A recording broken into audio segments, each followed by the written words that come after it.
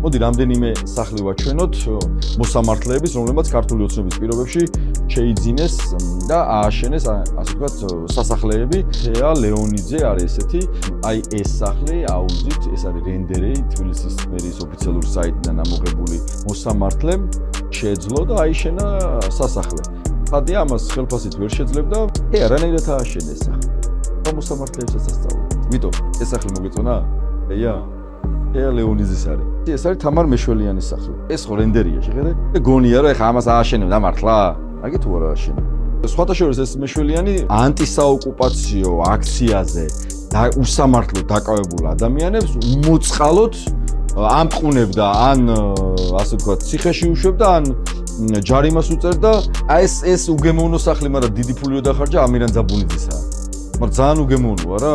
ბესიკ ბუგიანიშვილის რენდერი როგორ გამოიყურება 1 2 3 4 კორპუსი აქვს ჩაულებრივად ბესიკს. ანუ კი გახდები მოსამართლე.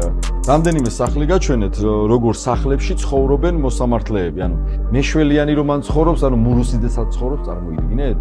ვერ წამდა. აი ლეონიძეს რო ესეთი სახლა, ჩინჩალაძე რას აკეთებს? ხდებით ხო?